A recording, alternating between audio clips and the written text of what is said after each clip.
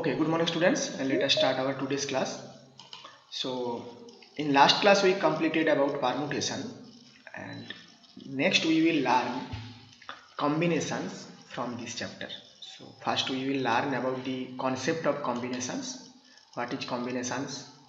What are difference between permutation and combinations? Then we will learn few formulas. Then we will solve the exercise.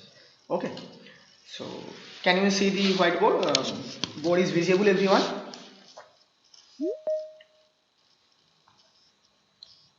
Yes, sir. Yes, sir. Okay, good. Okay, so today we want to learn about combinations,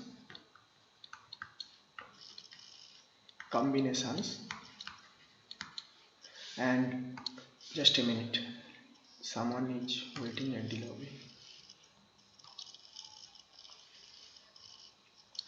Okay, so combinations.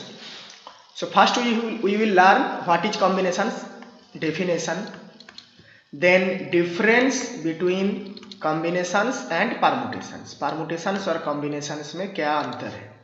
Then few formulas, then numerical questions from exercise. Then numerical questions from exercise. Okay, this should be our total content of this class. So suppose let me give same example. Suppose you have three balls, like one of them is red, one of them is blue, and another one is yellow.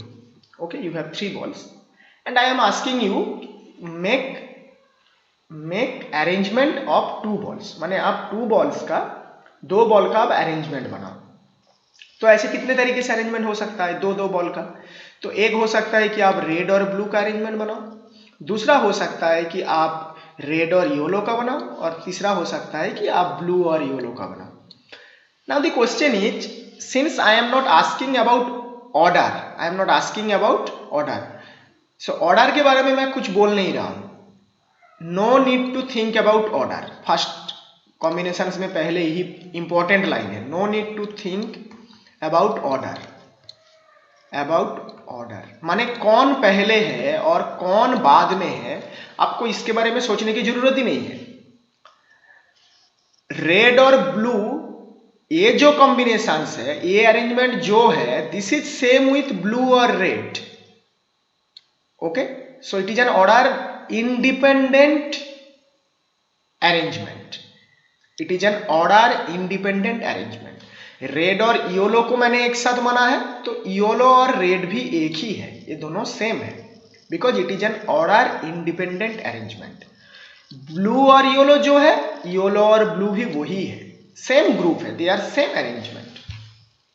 But in case of permutation में क्या हुआ था? That was an order dependent arrangement. इसीलिए red और blue का ही एक और पार्ट इसका था कि ब्लू और रेड, तो हर एक में दो दो था. तो इसीलिए इस क्वेश्चन का अगर मैं परमुटेशन बनाने के लिए बोलता तो उसका आंसर हो जाता 6, क्योंकि ऐसे रेड और ब्लू, ब्लू और रेड दो, रेड और येलो, येलो और रेड दो, और ब्लू येलो, येलो ब्लू, ऐसे करके होगा टोटल 6. बट जब मैं कॉम्बिनेशंस की बात कर रहा हूं, since combination is an order independent arrangement, माने एक साथ अरेंजमेंट है, ऑर्डर इंडिपेंडेंट अरेंजमेंट है, कौन पहले है कौन बाद में है इस तरह से कोई मतलब नहीं है, तब उसको हम लोग बोलेंगे, इसका कॉम्बिनेशंस का संख्या हो जाएगा 3. तो सेम रेड, ब्लू और येलो, माने तीन में से तीन, टोटल n इक्वल टू 3 था, उसमें से हम r इक्वल टू 2 लेते हैं, तो परमुटेशंस का संख्या होता है 6, बट कॉम्बिनेशंस का संख्या होगा 3, because combination is an order independent arrangement, but permutation is an order dependent arrangement. सबको ये एग्जांपल समझ में आया?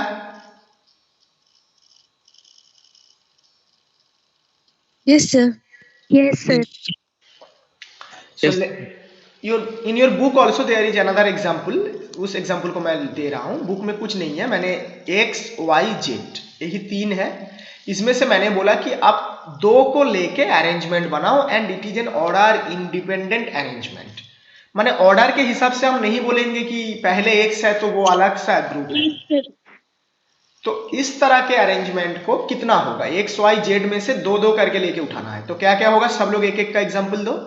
ऑर्डर इंडिपेंडेंट अरेंजमेंट बनाना है तो क्या होगा,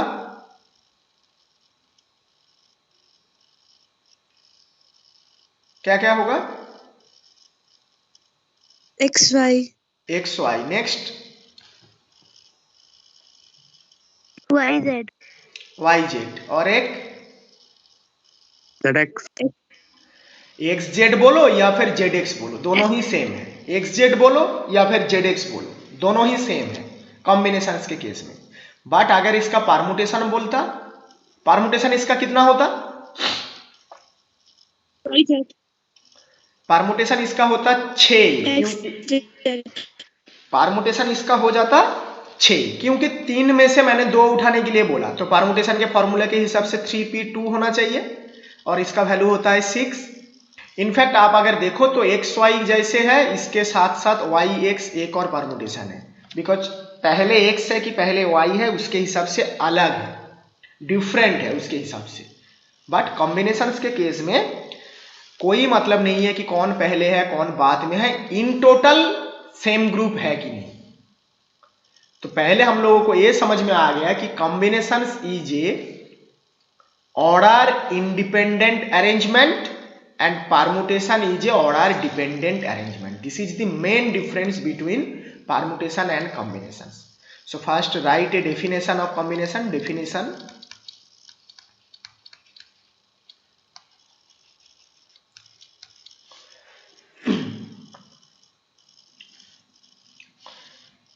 book में, just a minute. So in your book combinations is given, just a minute.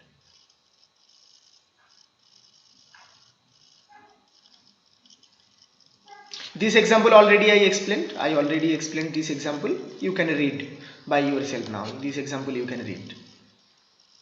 So this is combination is started from here. Okay, so combination is started from here. Actually in your book proper definition is not given. I am writing a definition by myself. Okay, so if we make arrangement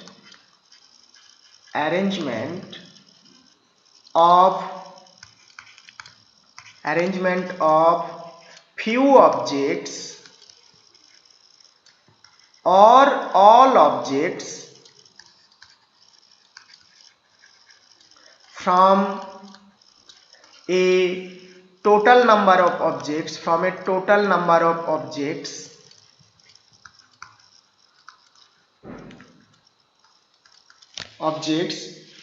without any order, कोई order के हिसाब से नहीं, without any order, then that arrangement is known as, that arrangement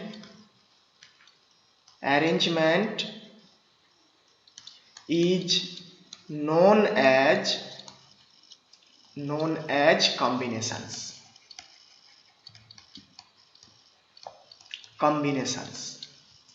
फिर हम star देके लिखेंगे, ये बहुत ही इंपॉर्टेंट लाइन है। अब जो आगे लिखने जा रहा हूं इसी में परमुटेशन और कॉम्बिनेशन दोनों ही एक्सप्लेनेशन हो जाएगा। देखो कि परमुटेशन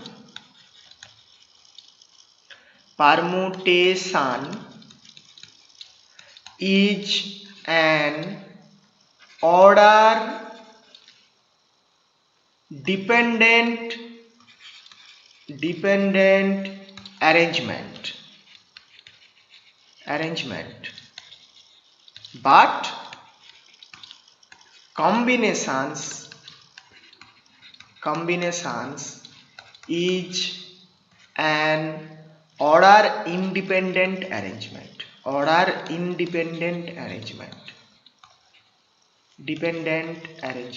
ये एकदम मंत्र है, इसको एकदम याद कर लेना है, कहीं नहीं मिलेगा ये मंत्र। और यही एक ही लाइन तुम्हें डिफरेंस समझा देगा कि परमुटेशन और कॉम्बिनेशन में क्या अंतर है। एक ही लाइन तुम्हें समझा देगा। Understood? Yes, sir. Yes, sir. अब मुझे जरा बताओ, Yes, sir. मैं नेक्स्ट पेज लूं और तुम लोग बताओगे मुझे एक एग्जाम्पल। एक्स वाई जेड में से मैंने दो दो लेके ग्रुप बनाया था, तो 3 कॉम्बिनेशन हुआ था। अब मैं बोल रहा हूं एक्स वाई जेड 3 एलिमेंट है, उसमें से तुम्हें तीनों को ही ले लेना है। अब बताओ कितना अरेंजमेंट हो, कितना कॉम्बिनेशन होगा इसका। तीनों को ही लेना है। 1, sir. 1, sir. 1. एब्सोल्युटली करेक्ट, 1 ही होगा, क्योंकि एक्स वाई जेड, बस यही हो जाएगा इसका कॉम्बिनेशन। 3 में से 3 को एक साथ उठा लिया तो कॉम्बिनेशन सही होगा, क्योंकि पहले एक्स है कि वाई है उससे तो हमें मतलब नहीं है, टोटल ग्रुप तो यही होगा। बट इसका अगर परमुटेशन बनाता कि 3 एलिमेंट में से तीनों को एक साथ लेके अगर परमुटेशन बनाता तो कितना परमुटेशन होता? 3 में से 3 को उठा लिया, Sir. कितना होगा बोलो? क्योंकि 8. क्या होगा, कितना होगा? अरे 3p3, क्या बेवकूफ, तुम लोग भूल जाते हो इतना जल्दी कैसे? 3 में से 3 एलिमेंट को उठाया तो 3p3 होगा उसका परमुटेशन का संख्या। कॉम्बिनेशन होगा 1, बट परमुटेशन होगा ए होगा फैक्टोरियल 3 बाई फैक्टोरियल 0 माने 3, 3 दूना 6 होगा। फैक्टोरियल 3 का वैल्यू है 6, माने 3 में से 3 को उठाया तो परमुटेशन का संख्या हो जाएगा 6, क्योंकि पहले कभी x होगा बाद में y होगा। x पहले होगा तो उसका 2 अलग अलग होगा। कैसे होगा? पहले x है तो एक बार yz, फिर x होगा तो zy, ये हुआ 2। फिर पहले y होगा तो एक बार xz, पहले y होगा तो एक बार zx, ये हुआ और 2। पहले z होगा तो एक बार होगा xy और एक बार होगा पहले z हुआ तो yx, ये हुआ गया इसका 6 अलग अलग परमुटेशन। देखो all of them are different according to the order of the X और वाई और जेड। एक्स कहाँ है, वाई कहाँ है, जेड कहाँ है, इसके हिसाब से 6 अलग अलग परमुटेशन हो गया इस एग्जाम्पल का, बट कॉम्बिनेशन तो एक ही है। समझ में आ रहा है फर्क? दोनों के बीच में फर्क समझ में आ रहा है क्या?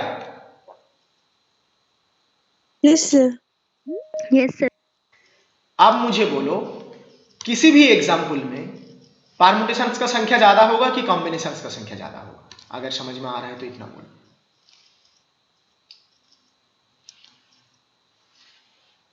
परमुटेशन का सर। Permutation.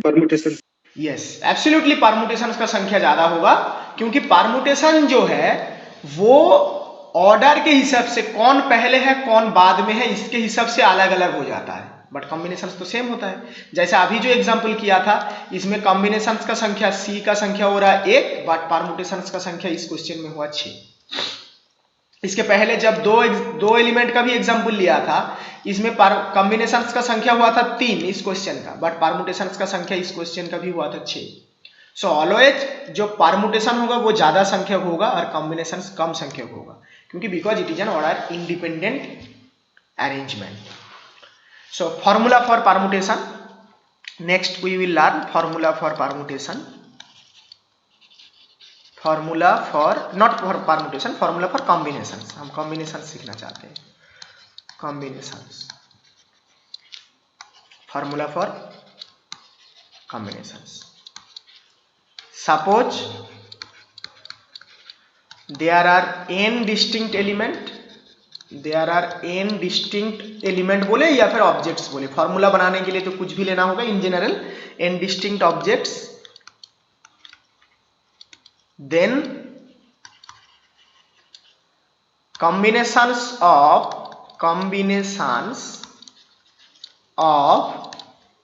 r objects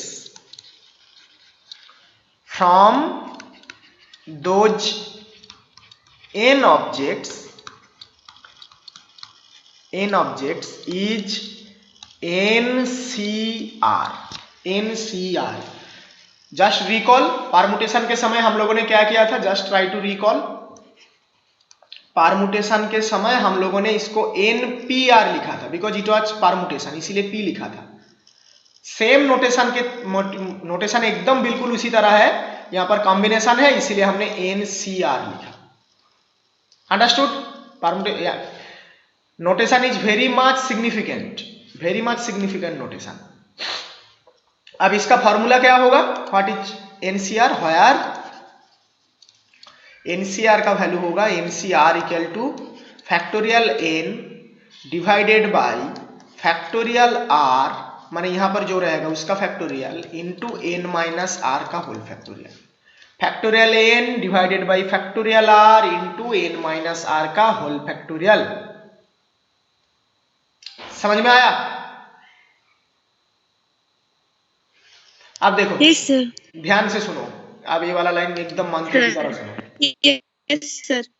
अभी तुम लोगों ने जस्ट आंसर दिया कि सर परम्यूटेशंस का संख्या ज्यादा होगा, कॉम्बिनेशंस का संख्या कम होगा। आंसर में भी देखो, फॉर्मूला में भी, फॉर्मूला को क्रॉस चेक करो। ए था परम्यूटेशंस का वैल्यू, एन में से अगर आर को उठाते हैं तो परम्यूटेशन का वैल्यू यही होता है ना, यही तो होता है, factorial n by n minus r का होल फैक्टोरियल। Yes sir. तो जो टोटल नंबर ऑफ परम्यूटेशन है उसके साथ भी फैक्टोरियल आर से मैंने डिवाइड कर दिया है, तो टोटल नंबर ऑफ कॉम्बिनेशंस जो होगा वो और भी कम हो गया है। ये था NPR का वैल्यू, उसके नीचे और फैक्टोरियल आर से डिवाइड कर दिया, माने पॉजिटिव नंबर से डिवाइड कर दिया, तो अल्टीमेटली संख्या कम हो चुका है। Definitely this is less than NPR, definitely this is less than NPR।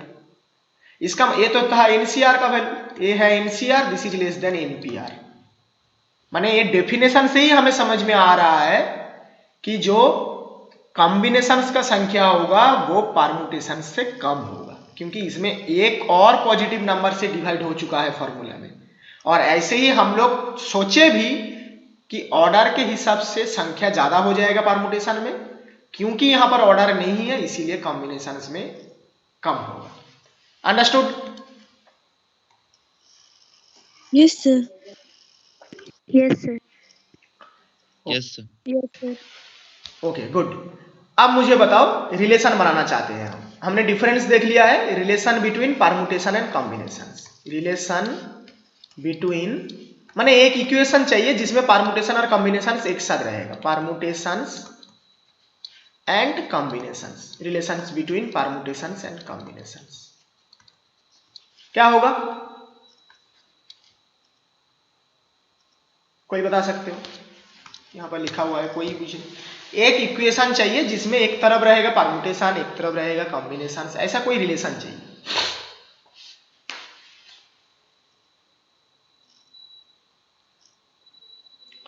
No one?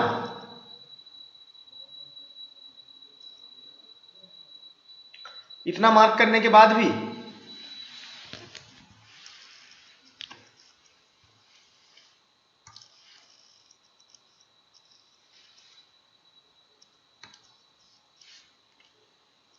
Good morning sir. ये कह रहे थे कि अभी सेकंड पीरियड फिजिक्स सर का होता है किसी क्लास में, तो देखिए कि किस क्लास में है, तो ये 11th होगा या 12th होगा? 12th में होगा। उसके बाद सारे इसमें डाबर भी लिख दीजिए जो पेपर है फिजिक्स। अच्छा ठीक है, ठीक है सर। 11 या 12 क्या है, रूटीन है ना आपके पास? तो हाँ हाँ हाँ रूटीन, ठीक है सर ले लूँगा। Yes sir. ओके, कोई बताओ क्या होगा? रिलेशन नहीं बता पा रहे हो? अरे सीधा सीधा दिख रहा है कि NCR इक्वल टू ये नीचे 1 बाई फैक्टोरियल आर और इधर NPR पड़ा है, यही तो हो गया रिलेशन। ये तो NPR का ही वैल्यू है। क्या तुम लोग, अरे NCR equal to factorial n divided by factorial r into n minus r का होल फैक्टोरियल, यही तो है। ये जो 1 बाई फैक्टोरियल r को अलग कर दो तो बचा है आप factorial n by n minus r का होल फैक्टोरियल, यही तो है NPR का वैल्यू। NPR यही तो है NPR का वैल्यू। इसका मतलब ये हो गया, रिलेशन हो जाएगा NCR equal to 1 by factorial r NPR। इसी को घुमा के और इस तरीके से भी लिख सकते हैं कि NPR माने परम्यूटेशन को इधर लिख दिया, this is equal to factorial r को उधर प्रोडक्ट कर दो, NCR इंटू फैक्टोरियल R, ये भी बोल सकते हैं, इसी को घुमा के लिखे तो। Understood? Yes, sir. Yes, sir. और इस रिलेशन से भी दिख रहा है कि परमुटेशंस का संख्या ज्यादा होगा। देखो परमुटेशंस इधर है, इधर तो कॉम्बिनेशंस का संख्या है ही, साथ में और एक पॉजिटिव नंबर प्रोडक्ट में है, नॉन नेगेटिव नंबर प्रोडक्ट में है, पॉजिटिव नंबर प्रोडक्ट में है। तो अल्टीमेटली ये जो टोटल संख्या हो जाएगा वो NPR का ही संख्या ज्यादा हो जाएगा। इतना मेथड है, इतना आसान है। अब आप लोग ये बुक में कुछ फॉर्मूलास है, जो कुछ कैलकुलेशन है, उसको आप लोग देखोगे। इसको मैं ऑलरेडी प्रूव कर चुका हूं, ये वाला इसको मैं ऑलरेडी प्रूव कर चुका हूं, it is done. Next book में ये रिमार्क्स वगैरह आप लोग पढ़ना, जब क्या होगा, जब R का वैल्यू अगर n के साथ बराबर हो जाए, ये बोला गया है कि जब in particular R equal to n, माने कैसा, तीन जैसे x y z तीन अलग अलग था, उसमें से मैंने बोला कि तीनों को ही एक साथ उठाओ, एक साथ तीनों को ही ले लो, तब क्या होगा। आप लोग अभी बताए थे कि सर एक ही कॉम्बिनेशन होगा, that is x y z. देखो यही बोला जा रहा है कि in particular R equal to n, माने n एलिमेंट में से अगर n एलिमेंट को उठाते हैं तो कॉम्बिनेशन का संख्या कितना होगा, दैट इज NCN। फॉर्मूला में भी पुट करके देखा तो उसका वैल्यू है 1। और ऐसे भी समझ में आ रहा है कि सबको एक साथ ले लिया तो एक ही ग्रुप बनेगा, एक ही अरेंजमेंट बनेगा। अंडरस्टूड?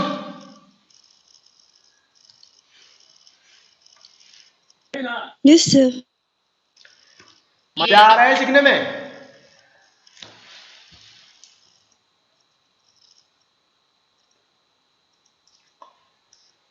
ओके ठीक है। अब कुछ एक्सरसाइज के प्रॉब्लम्स करते हैं, ये सब एक आप लोग खुद से करना, अच्छा लगेगा सीखोगे तो खुद से। कुछ नहीं है, फॉर्मूला दिया हुआ है, हो जाएगा। यहाँ पर एक थ्योरम दिया हुआ है कि NCR है और NCR-1 है, तो इसका वैल्यू हो जाएगा n+1 CR। मैंने एक एग्जाम्पल से बोले तो जैसे है कि 4C3 और प्लस है 4C2। देखो यहाँ पर है R, यहाँ पर है R-1, लेफ्ट साइड में देखो R है, R-1 है, तो आंसर में बोला जा रहा है कि ये n+1 हो जाएगा, माने ये हो जाएगा 5C3 के साथ बराबर हो जाएगा। पुट करके भी देखना, इसका प्रूफ यहाँ पर दिया हुआ है, इसका वैल्यू पुट कर दिया, इसका वैल्यू पुट कर दिया, थोड़ा सा सिंप्लीफिकेशन किया तो प्रूफ हो चुका है। अंडरस्टूड? आगे हम लोग ए भी बुक का एग्जाम्पल दिया हुआ है, ये सब करोगे तो एक्सरसाइज का प्रॉब्लम करने में तुम्हें आसानी लगेगा। ये सब एग्जाम्पल खुद से देख के एक्सरसाइज का प्रॉब्लम करना है। अभी के लिए मैं एक्सरसाइज शुरू कर रहा हूँ, पूरा एग्जाम्पल देखना है, जितने सॉल्व एग्जाम्पल दिया हुआ है। First example, question number 1, exactly इसी एग्जाम्पल को देखो क्या दिया हुआ है कि if NC8 equal to NC2 find NC2, यही क्वेश्चन में दिया हुआ है। सेम यही एग्जाम्पल देखो बुक में भी दिया हुआ है, एक और दिया हुआ है, इसको आप लोग करोगे और मैं अभी इसको कर रहा हूं। देखो क्या दिया हुआ है, if NC9 equal to NC8 find this. Same example बराबर का एकदम। सो एक्सरसाइज का मैं पहला प्रॉब्लम उठा रहा हूं, it is exercise 7.4 I think, right? Question number 1। Yes, sir. So given that, इसमें दिया हुआ है given that NC8 equal to NC2, यही दिया हुआ है, बोला गया है। दोनों तरफ वैल्यू रिप्लेस कर दो। NC8 का वैल्यू होता है factorial n by factorial r, माने फैक्टोरियल 8 इंटू n-8 का होल फैक्टोरियल, NCR के फॉर्मूले से। NC8 का वैल्यू समझ में आया सबको? किसको समझ में नहीं आया बोलो? NC8 का वैल्यू जो लिखा मैंने, जस्ट वैल्यू को रिप्लेस कर दिया।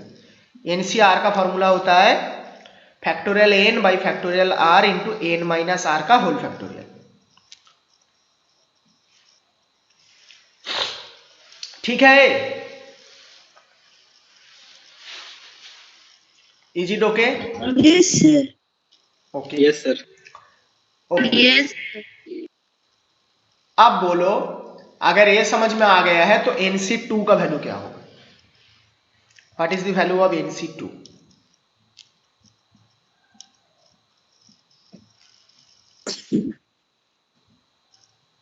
n factorial by 2 factorial into n minus 2 the whole factorial. Good n factorial by 2 factorial into n minus 2 का होल फैक्टोरियल। हमें सिंप्लीफाई करके यहां से n का वैल्यू निकाल लेना है, तब ना जाके NC2 का वैल्यू मिल जाएगा। क्वेश्चन में क्या बोला है? Find NC2। अगर n का वैल्यू मिल जाता है तो फॉर्मूला में पुट कर देंगे तो NC2 का भी वैल्यू मिल जाएगा। तो यहां इसी इक्वेशन से हमें कैलकुलेट करके n का वैल्यू निकालना है। देखो कैसे निकलते हैं। a गया इसके साथ कैंसिल, दोनों साइड फैक्टोरियल n गया। फैक्टोरियल 8 में ही छुपा हुआ है फैक्टोरियल 2, ये तो मैं पहले भी समझाया था कि फैक्टोरियल 8 के अंदर ही फैक्टोरियल 2 छुपा हुआ है। तो और लिखते हैं, पहले n माइनस 2 का जो होल फैक्टोरियल है ना, इसको इधर लेके आओ, तो इधर हो जाएगा n माइनस 2 का whole factorial divided by n minus 8 का होल फैक्टोरियल।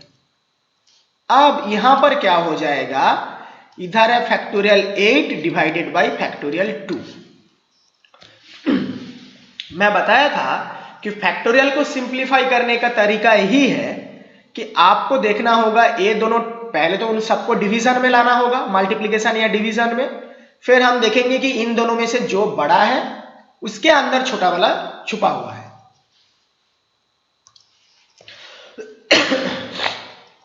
तो मुझे बताओ कि a और a में से बड़ा कौन है, न्यूमरेटर की denominator? n minus 2 numerator.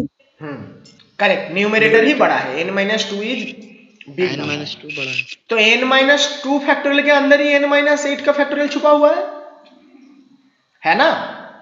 Similarly factorial 8 के अंदर ही फैक्टोरियल 2 Yes. छुपा हुआ है, तो यही लिखेंगे आगे। सो n माइनस 2 का जो फैक्टोरियल है उसका वैल्यू होगा n माइनस 2 से स्टार्टिंग, n माइनस 2, फिर n माइनस 3, एक एक गिरता जाएगा ना, एक एक कम होता जाएगा, फिर हो जाएगा n माइनस 4। एक क्वेश्चन है इसीलिए मैं लिख रहा हूं, आगे मैं नहीं लिखूंगा इतना। n माइनस 5, देन एक कभी ना कभी होगा n माइनस 6, ऐसे कम हो रहा है, डोंट थिंक कि बढ़ रहा है, माइनस हो रहा है माने कम हो रहा है। 2 माइनस 2 किया था, फिर एक और घटा दिया तो माइनस 3, एक और घटा दिया तो माइनस 4, माइनस 5, माइनस 6, फिर कभी ना कभी होगा n माइनस 7, उसके बाद होगा n माइनस 8, फिर n माइनस 9 से लेके 1 तक, माने इसके बाद है n माइनस 8 का whole factorial. Understood? n minus 2 का होल फैक्टोरियल का वैल्यू इतना होगा, n माइनस 7, उसके बाद n माइनस 8 से बाकी 1 तक, माने n माइनस 8 का होल फैक्टोरियल। समझ में आया? Yes sir. Yes sir. Yes sir. Yes sir. Okay, अगर समझ में आ गया है तो बहुत अच्छी है। अब इधर जो n माइनस 2 का होल फैक्टोरियल है, नीचे जो n माइनस 8 का होल फैक्टोरियल था वो तो है ही n माइनस 8 का होल फैक्टोरियल, सही है, कोई दिक्कत नहीं है। और इधर जो पड़ा हुआ है वो था 8 फैक्टोरियल, उधर था फैक्टोरियल 8 इधर था, और नीचे था फैक्टोरियल 2। तो फैक्टोरियल 8 के अंदर ही छुपा हुआ है 8, 7, 6, 5, 4, 3, उसके बाद फैक्टोरियल 2, फैक्टोरियल 8 के अंदर छुपा हुआ है डिवाइडेड बाई फैक्टोरियल 2। तो आप ये कैंसिल आउट, n माइनस 8 का होल फैक्टोरियल और n माइनस 8 का होल फैक्टोरियल कैंसिल आउट, और इधर ये फैक्टोरियल 2 कैंसिल आउट। तो इससे हमें मिला है कि ये n माइनस 2 से लेके ये जो इतना है एकदम एंड में है n माइनस 7, इसका वैल्यू है किसके साथ बराबर ना, ये 8, 7, 6, 5, 4, 3, इसके साथ बराबर है। क्या अब n का वैल्यू निकलेगा?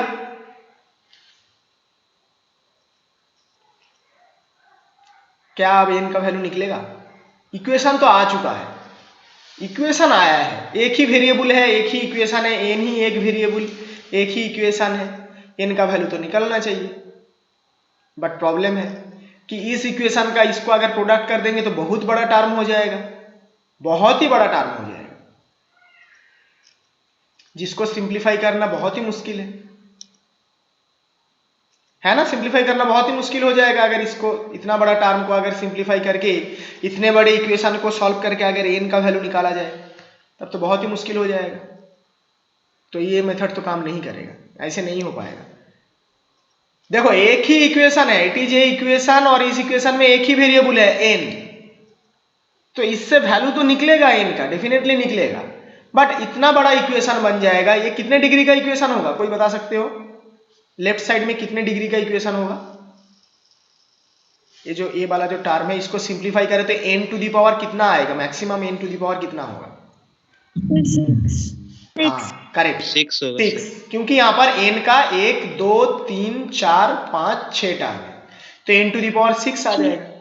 और ऐसे n टू दी पावर 6 वाला इक्वेशन हम लोग एक भी सॉल्व आज तक नहीं किए हैं, ऐसा तो सॉल्व करना पॉसिबल नहीं हो पाएगा।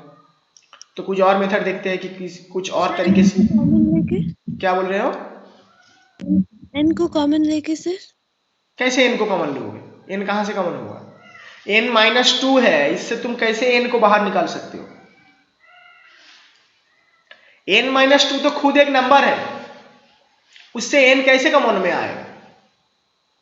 ये तो सब प्रोडक्ट में है, इसमें और क्या कॉमन हो सकता है?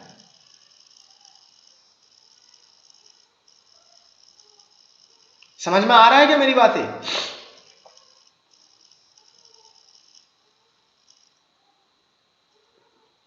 Yes sir. हाँ, एक कंपैरिजन बिल्कुल पॉसिबल है।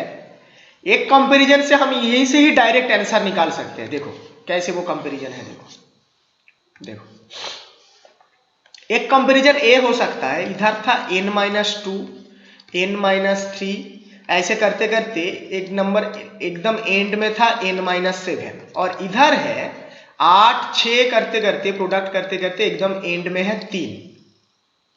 इधर सबसे बड़ा टर्म कौन है? ये सब देखो फैक्टर में है, माने सब प्रोडक्ट में है, दोनों साइड में प्रोडक्ट में है। प्रोडक्ट ऑफ दिस 6 नंबर, इधर 6 अलग अलग नंबर है, इट्स सेम विथ इधर भी 6 अलग अलग नंबर है। Product of this 6 number is same with product of this 6 number, है ना। तो एक एक टर्म किसी एक एक के साथ बराबर होगा प्रोडक्ट के हिसाब से। माने यहां पर जो n-2 है, इधर का जो बड़ा टर्म होगा वो इधर के बड़ा टर्म के साथ बराबर होगा, उसके बाद वाला जो थोड़ा सा छोटा टर्म है वो इधर के छोटा टर्म के साथ बराबर होगा, तब ना जाके दोनों साइड का प्रोडक्ट जो है वो बराबर हो जाएगा, दोनों साइड का प्रोडक्ट। माने इससे हम ये इंट्यूशन लगा सकते हैं कि n-2 का वैल्यू कितना हो जाएगा? 8 के साथ बराबर होगा। इधर सबसे बड़ा टर्म a है और इधर सबसे बड़ा टर्म कौन है? 8 है। 8 के बाद 7 था, यहाँ पर एक टर्म और था, 8 7 था, ऐसे था। इधर भी 6 टर्म है, इधर भी 6 टर्म है, इधर का 6 टर्म का प्रोडक्ट इधर के 6 टर्म के प्रोडक्ट के साथ बराबर है। माने इधर का सबसे बड़ा टर्म इधर का सबसे बड़ा टर्म के साथ बराबर है, फिर उससे जो छोटा टर्म है वो इसके साथ बराबर है। माने इस इंट्यूशन से हम लगा सकते हैं कि n-2 का वैल्यू हो जाएगा 8, माने n का वैल्यू हो जाएगा 10। समझ में आया सबको ये बात? Yes sir. Yes sir. A intuition से हम लोग बोल सकते हैं कि n का वैल्यू होगा 10। अब जैसे ही n का वैल्यू 10 होगा तो 10c2 का वैल्यू निकालना कोई बड़ी बात नहीं है। 10c2 कुछ नहीं है, सब वैल्यू पुट कर दोगे, फैक्टोरियल 2 फैक्टोरियल 10, इनफैक्ट कैलकुलेटर में भी अवेलेबल है 10c2 का value, factorial 10 divided by factorial 2 into factorial 8, 10-2 का फैक्टोरियल माने फैक्टोरियल 8, माने ये हो जाएगा फैक्टोरियल 10 डिवाइडेड बाई ये हो जाएगा फैक्टोरियल, अच्छा फैक्टोरियल 10 में ही छुपा हुआ है फैक्टोरियल 8, 10 इंटू 9 इंटू फैक्टोरियल 8, और नीचे है factorial 2 into factorial 8, factorial 8 cancel, 10 नो टोटल 90 बाई 2 माने 45, यही होगा इसका आंसर। इस क्वेश्चन का आंसर यही होगा। आज मेरा अभी क्लास 12th में क्लास है, नहीं तो और थोड़ी देर पढ़ा था, अभी 12th को मैं क्लास लूंगा 12th का। तो इस तरह से आप लोग ये जो एक्सरसाइज है, इस एक्सरसाइज को एग्जाम्पल में जो प्रॉब्लम दिया हुआ है उसको देख के करना, बाकी सैटरडे को मैं इस एक्सरसाइज को मैं कंप्लीट करूंगा, ठीक है। तब homework is total full exercise he homework है, 9 क्वेश्चन है, ये सब होमवर्क है।